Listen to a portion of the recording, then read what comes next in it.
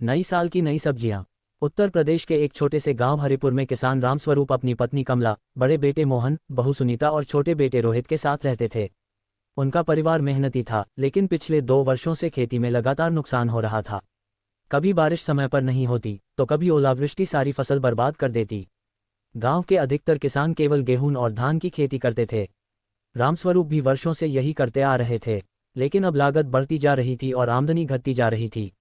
दिसंबर का आखिरी सप्ताह था। पूरे गांव में नए साल की तैयारी चल रही थी।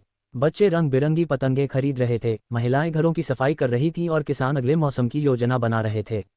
एक शाम सभी लोग आंगन में अलाव के पास बैठे थे। तभी मोहन बोला, बाबूजी, अगर इस बार भी हमने वही पुरानी खेती की तो शायद फिर नुकसान हो जाएगा। रामस्वरूप ने गहरी सांस लेते हुए कहा, बेटा, हम तो वर्षों से यही खेती करते आए हैं। नई चीजों में जोखिम भी तो होता है। तभी बहू सुनीता बोली, बाबूजी, जोखिम तो है, लेकिन बिना बदलाव के तरक्की भी कहाँ होती है। कमला मुस्कुराकर बोली, मुझे तो हमारी बहू की बात ठीक लगती है। रोहित शहर के कृषि महाविद्यालय में पढ़ता था। वह छुट्टियों में घर आया हुआ था। उसने कहा, बाबूजी, हमारे कॉलेज में कृषि वैज्ञानिक बताते हैं कि आजकल लोग नई नई सब्जियों की खेती करके अच्छी कमाई कर रहे हैं। अगर हम थोड़ी सी जमीन पर प्रयोग करें तो नुकसान भी कम होगा और फायदा होने की संभावना ज्यादा होगी। रामस्वरूप सोच में पड़ गए। अगले दिन रोहित अपने पिता को कृषि मेले में ले गया। वहां तरह तरह की सब्जियां लगी थीं, लाल शिमला मिर्च, पीली शिमला मिर्च, रंग बिरंगी फूलगोभी, ब्रोकली, लेट्यूस, चेरी टमाटर और कई नई किस्मों की सब्जियां।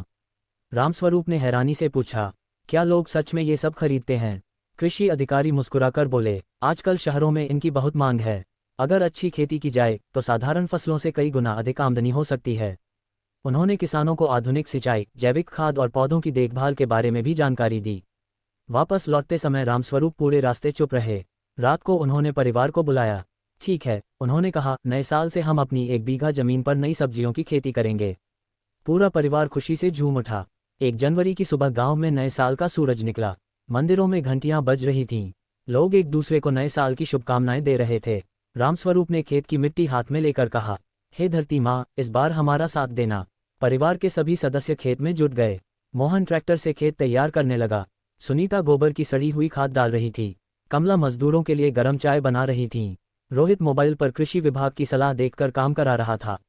कुछ ही दिनों में खेत पूरी तरह तैयार हो गया।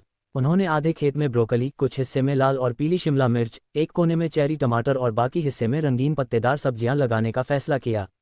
गांव वाले ये सब देखकर हंसने लगे। अरे, रामस्वरूप पागल हो गया है। ये विदेशी सब्जियां गांव में उगेंगी, इतना पैसा बर्बाद कर देगा। लेकिन परिवार ने किसी की बात पर ध्यान नहीं दिया। कुछ दिनों बाद पौधे उगने लगे। सभी बहुत खुश थे, लेकिन अचानक लगातार 3 दिनों तक घना कोहरा छा गया। कई छोटे पौधे मुरझाने लगे। मोहन घबरा गया, बाबूजी, लगता है सारी मेहनत बेकार हो जाएगी। रोहित ने तुरंत कृषि अधिकारी को फोन किया। उन्होंने सलाह दी कि पौधों को हल्के प्लास्टिक कवर से ढक दिया जाए और सुबह धूप निकलने पर हटा दिया जाए। पूरा परिवार रात दिन मेहनत करने लगा। सुनीता और कमला भी ठंड की परवाह किए बिना खेत में लगी रहीं। 3 दिन बाद मौसम साफ हुआ। अधिकतर पौधे बच गए। रामस्वरूप की आंखों में खुशी के आंसू आ गए। उन्होंने कहा, अगर हम डर जाते तो सब खत्म हो जाता। फरवरी आते आते खेत का रंग ही बदल गया। हरी हरी ब्रोकली, लाल पीली शिमला मिर्च और चमकते चेरी टमाटर देखकर दूर दूर से लोग खेत देखने आने लगे। जो लोग पहले मजाक उड़ाते थे वही अब पूछने लगे, रामस्वरूप, ये सब कैसे किया? रामस्वरूप मुस्कुराकर कहते, नई सोच, परिवार का साथ और मेहनत, बस यही राज है। लेकिन असली परीक्षा अभी बाकी थी। सब्जियां तैयार थीं, पर उन्हें अच्छे दाम पर बेचने के लिए सही बाजार ढूंढना था। यदि सही खरीदार नहीं मिला तो सारी मेहनत पर पानी फिर सकता था।